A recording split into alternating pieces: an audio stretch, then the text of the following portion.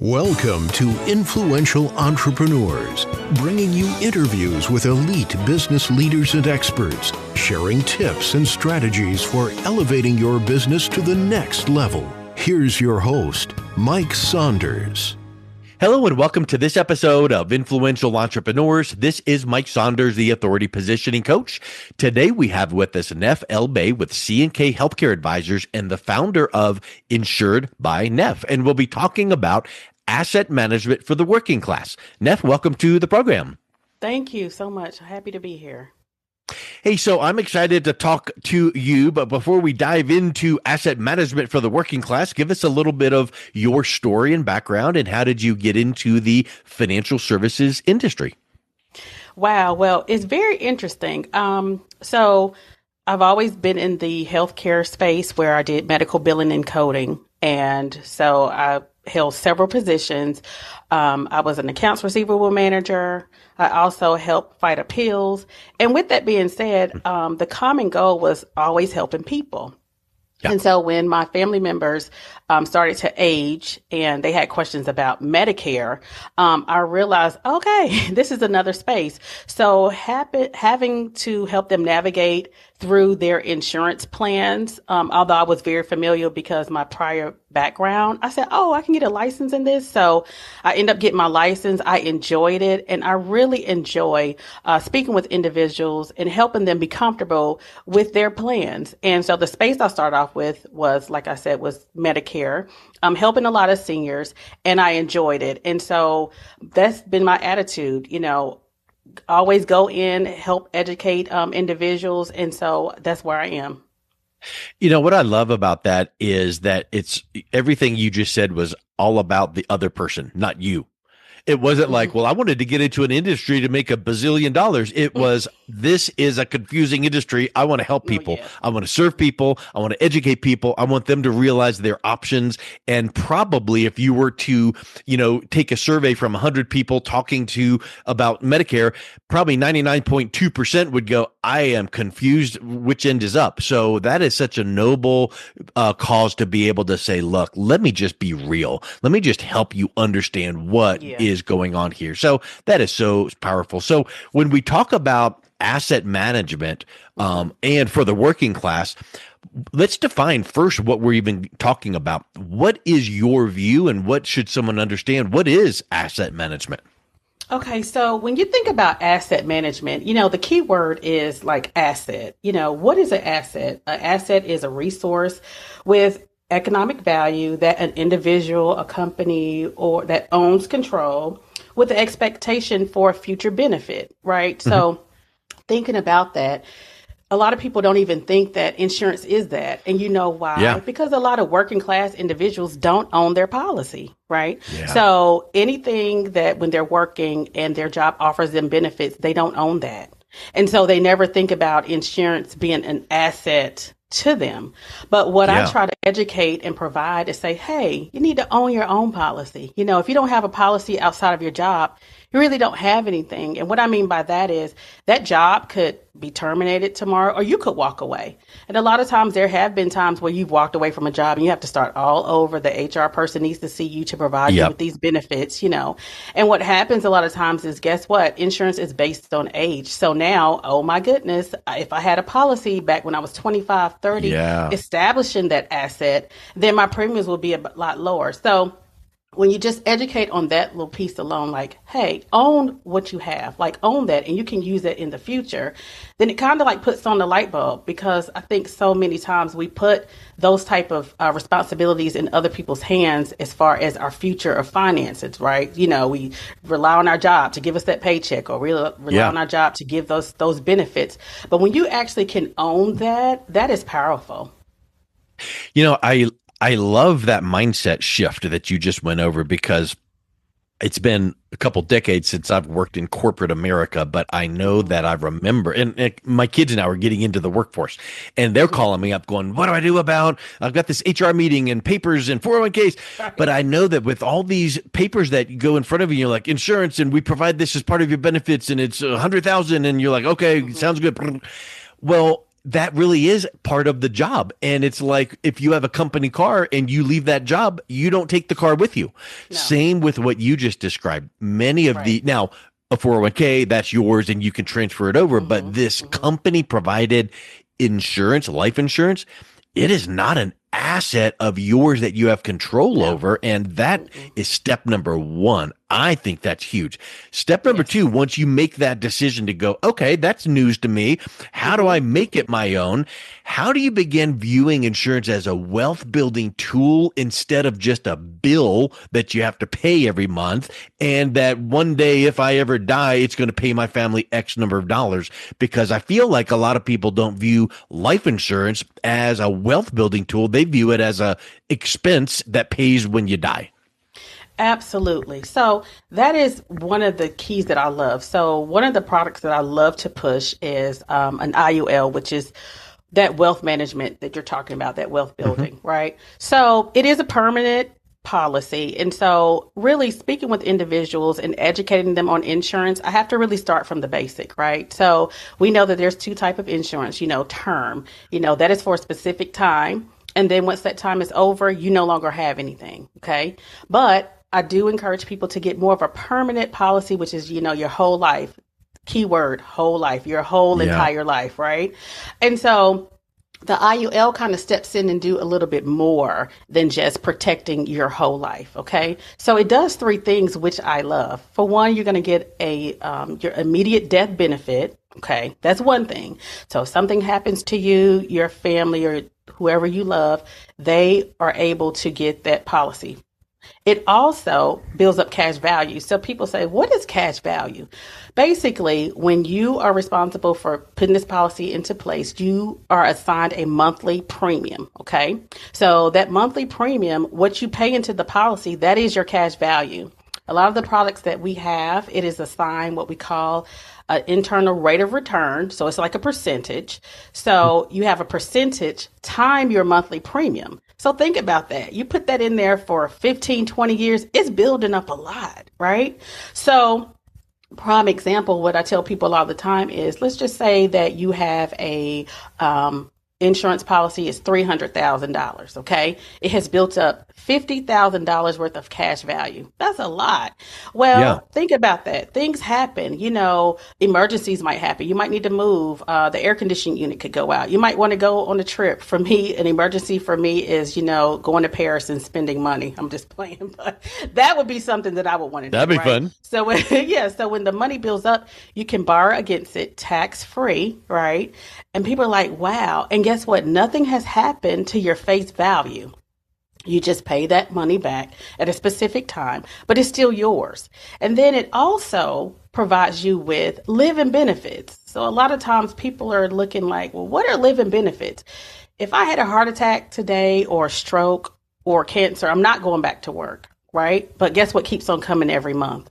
Those bills. Right? Yeah. I have a mortgage. I have car insurance, car payment. I need to eat, right? And so after a while, my savings is depleted or PTO, but I can't return back to work. Well, with that product having a living benefit, it allows you to access 80% of your policy. So I can access 80% of that that face value, which is $300,000, and I can continue to live. Is that not awesome? Yeah. So with that, we talk about asset management, and life insurance, but I just really want them to shift their mind. Like, this is a necessity. It's not like, oh, I'll think about it later on. Let's just think about that now.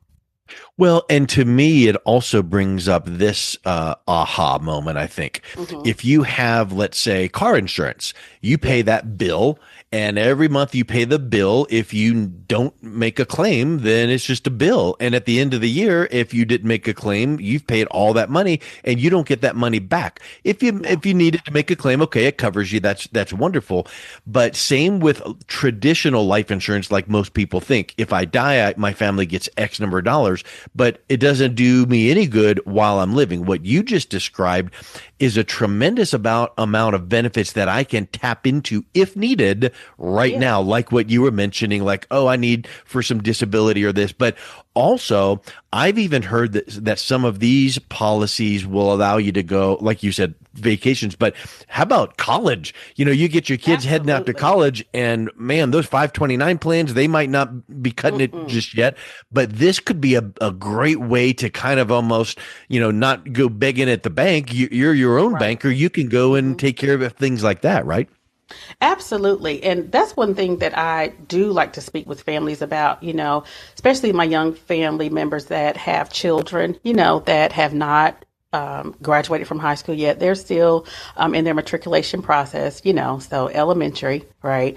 And so what I ask them is, hey, have you, saved up any money for your child's college fund? Some people say yes. And then others say, well, I hadn't thought about that. So they have heard about that 529 plan that you mentioned. Yeah. But I do encourage them, that, well, are you sure that your child's going to go off to college? With the state of the world, everybody does not want to go to a 4-year college. And there's nothing wrong with that. They might have a more open mind, want to travel or do more certificate-based type of a, like the trades.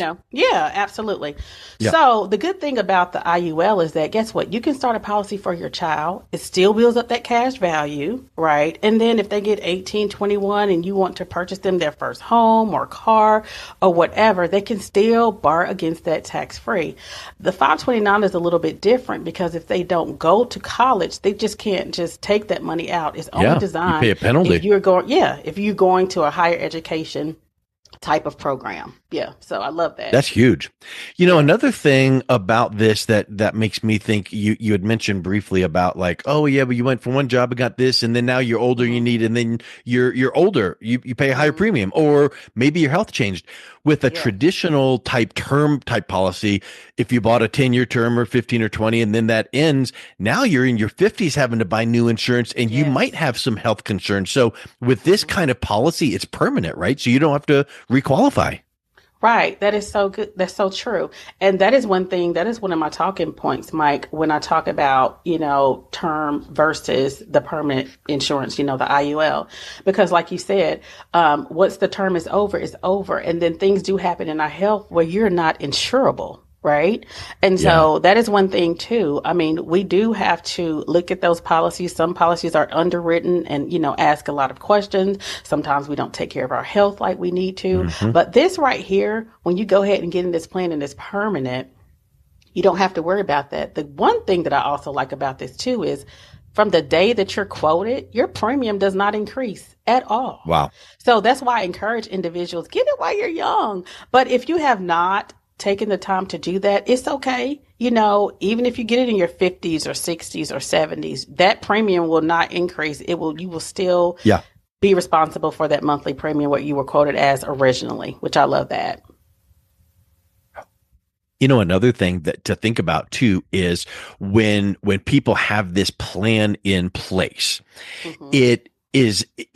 I just feel like if I can have one thing that does multiple outputs, that's a great tool, Absolutely. and this is doing so many things. You mentioned tax-free growth, that cash value that you're talking about. If you put your money, let's just think in an example of like you're talking about the working class. You sign those papers with HR and you put your money in that 401k. Well, maybe the company matches whatever percent. Well, down the road, that money grows, that you have to pay taxes on that because it's not been taxed. Talk a little bit about the tax-free aspect of this type of a product. This is one thing I love about this product as well. So you mentioned, that if you work for a traditional employee, but I also encourage individuals that are business owners, right, to take advantage of this IUL as well, because it happens a lot of times when you're trying to build a business, you're thinking about how the operations is going on, trying to stay in business, your day to day. A lot of times you don't take the time to think about retirement, and it's so prevalent that we need to. However, in the back of our mind, it's like, oh, we'll get to it whenever. But I do encourage business owners to go ahead. If you have not put any money into your retirement, look at it like that. So it's not too late. Yeah. If you're 45, 50 years old, and you have not planned for your retirement, set you up with the IUL, because I have had individuals that have not plan for that. And when I told them, hey, it's not too late, they feel a sense of relief. You know, a lot of times people don't like to talk about it because they might be embarrassed or they feel guilty that they have not made those plans. But yeah, this is a great thing to do, you know, as well. Now with the 401k, like you was mentioning, you know, as we know that most people that retire with the 401k, they just don't have enough money. I think the average retire with 401k is maybe $212,000. So we see some of our elderly working at the Walgreens, Walmart greeters. Yeah. It's not that they're bored. They've just run out of money, right? Yeah. And so if a 401k is their only source of a retirement, that's not going to last them. They're going to run out of money. We also encourage individuals that if you do have a 401k or any other source of retirement, use an IUL as well to use that in addition to that. Because again, this policy is building up that cash value and you can use this in your retirement. So to me, it's just a win-win all around. You know, it's something that you should not say, oh, wow, I heard this wonderful idea about this product. I'm going to now do that as 100% of my retirement plan. No. And is this the best idea for every single person out there? No. So I think that it's so invigorating when we hear about ideas this way to say, hey, tell me how I should look at it and could this help me? And if it could be a help, have a little bit of this and a little bit of that. But here's the big thing I want to ask you. Too many of us feel so self-sufficient that we hear a neat idea, we go Google this, we click on that, and yay, I did that thing I heard. You can't do that with this because it has to be properly structured and set up the right way to do all these things you're talking about. So you can't just buy it off the shelf, right? No, you need an agent, right? And so what I do is I sit down with individuals, couples, you know, business owners, and we do what we call a financial assessment. Okay. So a lot of times, you know we need money, but we don't like to talk about money, but we have to talk about it to know what we need in the future, right? So this is all about planning. We have to plan because if you do not have a plan, then you're really in a pickle, right? So what we talk about is, hey, whatever your salary is today, right? You need 10 times of that for life insurance. And a lot of people say, oh my God, I don't know, you know, if I can afford it, you know. So when we start doing the financial assessment and showing them, I say, well, you might not can get 10 times, but let's get close to it, you know. Yeah. And at that point, what we do is we start talking about what they have out there, you know, like if you are the breadwinner, sir or ma'am, you know, and you passed away and died, you know, who is going to take care of that mortgage for your family, you know, and they don't have enough life insurance. We got to talk about that. So that is what we do as far as the first steps. We sit down, we make a plan for them, find out, you know, where are we, you know, and then what do you want your retirement to look like? You know, if you want to travel, if you want to go out to eat a certain amount of times, if you, whatever you want to do, you know, we have to put that in there so we can make sure that that money is working for you, building up that cash value.